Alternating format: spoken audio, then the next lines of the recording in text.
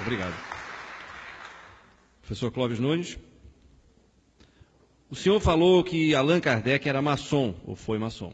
Pergunto, como pode um espírito tão evoluído fazer parte da maçonaria, onde sabemos que ali estão os espíritos mais rudimentares, materialistas, egoístas, ateus, etc.? A pergunta demonstra um desconhecimento total da maçonaria. Primeiro passo, primeiro desconhecimento absurdo. Ninguém entra na maçonaria se for ateu. Você só é maçom, só é iniciado na maçonaria se você crê em Deus. Se não acreditar em Deus, não entra na maçonaria. Veja que é o preconceito, né? A instituição é estigmatizada. O espiritismo também foi estigmatizado. A maçonaria é instituição de classe, gente. Tem nada a ver com coisa ruim. Os maçons todos são homens de bem. Um dos princípios da maçonaria é a família. Eles todos são filantrópicos. Onde tiver uma maçonaria no mundo, tem filantropia. Tem escola, tem instituição para amparar cegos, deficientes físicos. Eles são beneméritos da sociedade. Grandes revoluções históricas foram feitas pela maçonaria. Grandes seres foram maçons. Mozart foi maçom. Simão Bolívar foi maçom. O grande cubano, maçom, que foi responsável, e um professor fantástico, José Martí.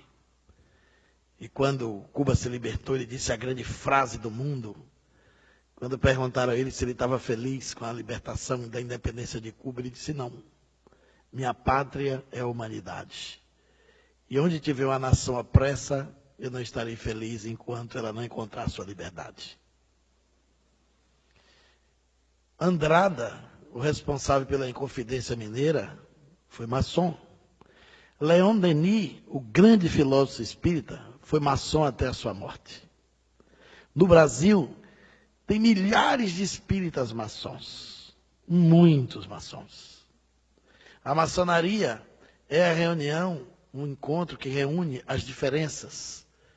Tem católicos, protestantes, muito poucos, mas tem, espíritas, tem padres maçons ativos, empresários, tem judeus maçons.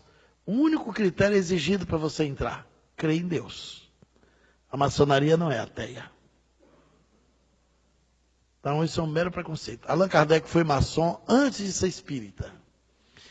O fato é que antigamente no século XIX, aí vai o período da cultura, os maçons tinham um codinome. Eles tinham um pseudônimo. E não se apresentava com o nome original.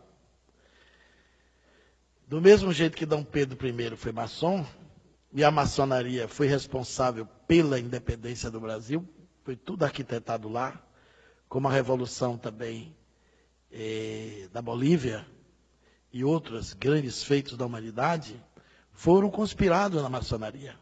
Tiradentes foi maçom, Tomás Antônio Gonzaga foi maçom, a Inconfidência Mineira toda foi maçônica. Então tem muitas coisas maravilhosas da maçonaria. E o grau 9º da maçonaria é um grau esotérico, onde se tem muito de espiritualidade. Eu não sou maçom, mas conheço a instituição. E fui numa loja maçônica em Curitiba, convidado para uma palestra. Uma loja belíssima, onde eu vi um dos poemas mais incríveis, em uma mesa de granito preto, e uma luz em cima, as letras cravadas no granito, embaixo o relevo, branco, e uma caveira perfeita, quase polida, belíssima. Tem gente que não acha beleza na caveira, mas essa era bonita.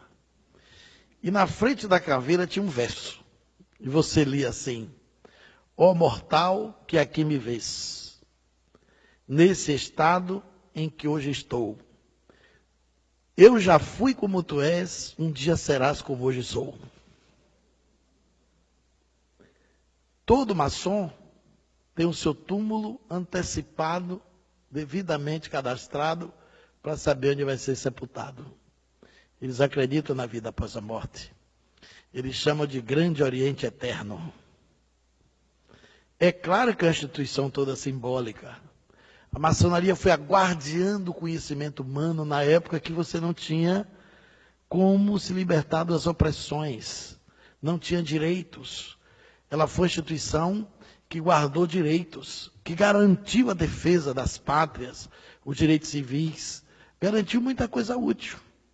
Então eu sei que a pessoa está no senso comum da maçonaria, que pensa que lá tem um bode preto, que eles fazem culto ao demônio. Também já pensaram isso no espiritismo. Ainda tem gente que pensa hoje em dia.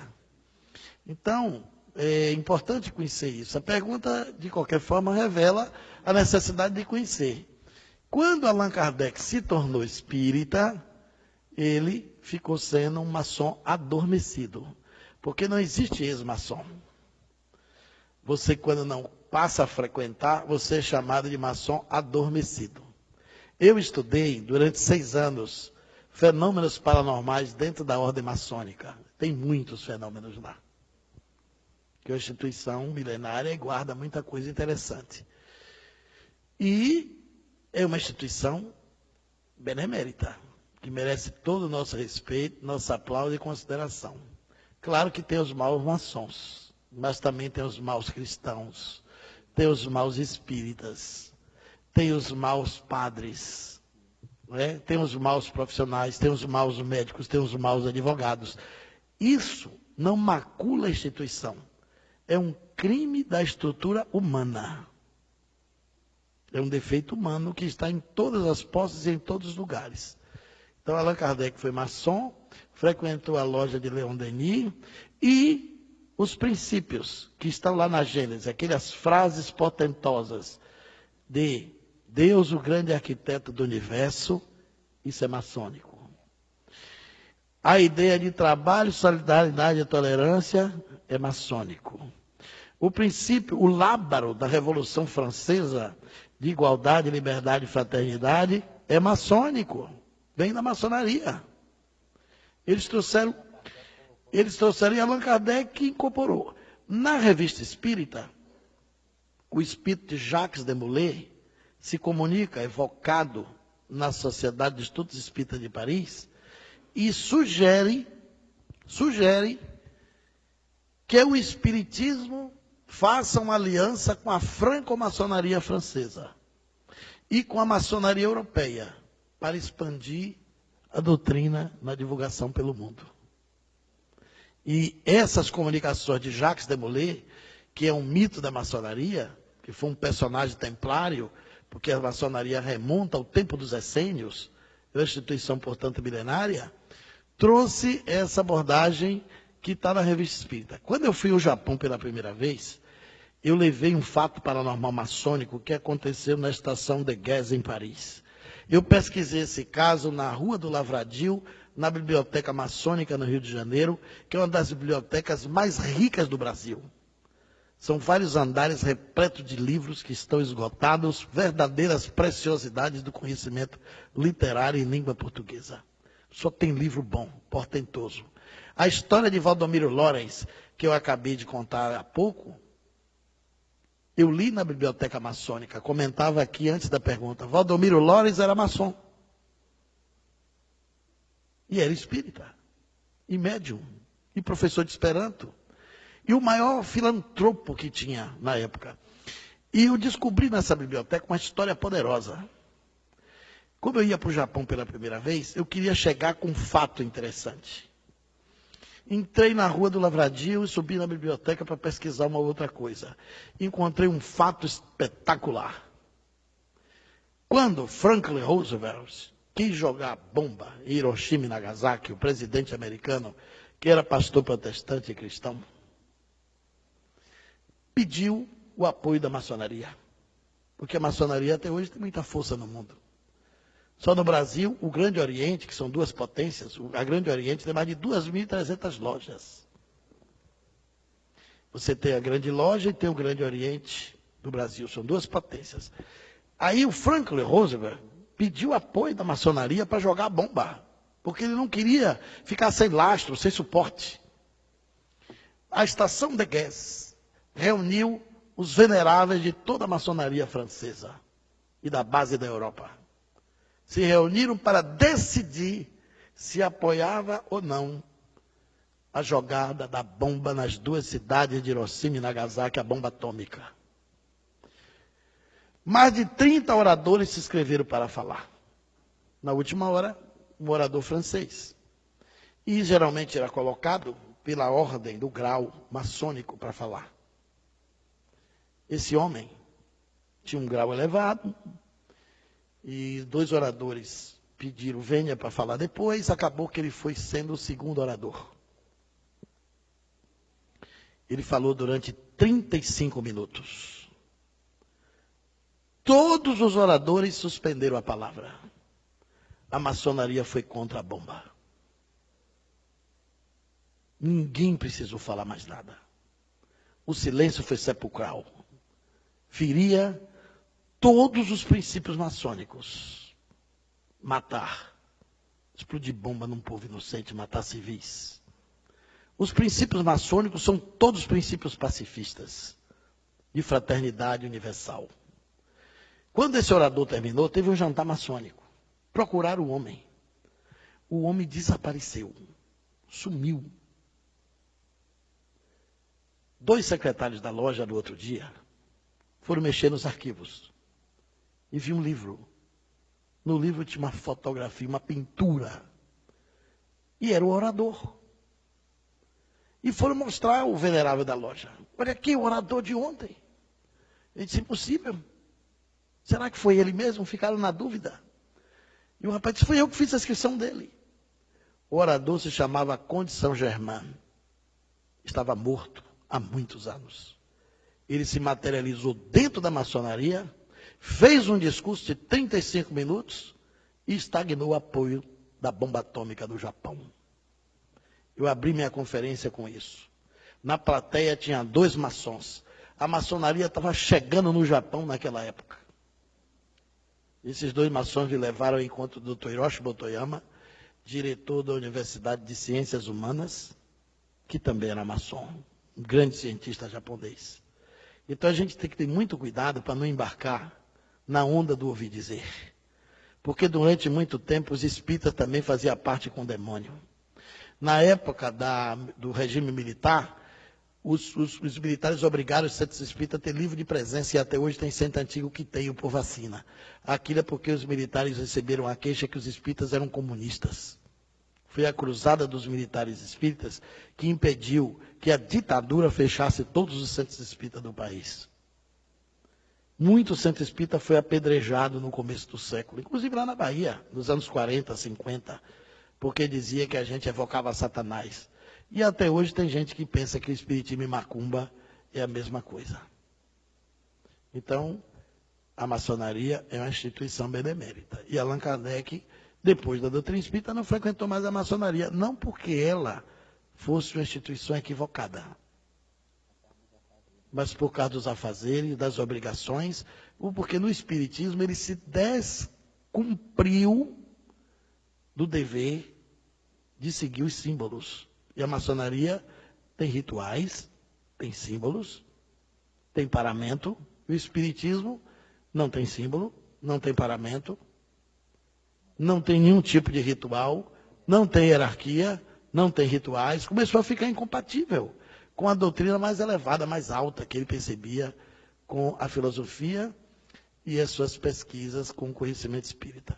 Desculpe eu ter avançado na hora, mas eu roubei 30 segundos de Zé, 1 minuto do professor e os 15 segundos dele que ficou para trás.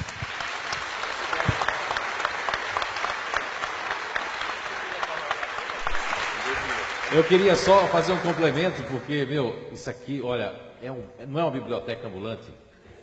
Olha, gente, olha, meu Deus do céu, olha, até eu estava cansado, passou meu cansaço, porque eu estou aprendendo, né? A gente está sempre aprendendo. Eu queria fazer só uma alusão, eu não conhecia a maçonaria. Eu via muito falar, ler e tudo mais. E o ano passado, eu acho que foi o ano passado, né? Foi eu, você e Débora. A gente foi receber um convite de uma loja para eu dar uma palestra por causa de um livro que atiçou muito eles, que se chama o livro Arqueologia do Ser, né? Que eles estudam, inclusive, lá. E nós fomos convidados a uma palestra e tudo mais, tinha que ser convidado, foi o pessoal.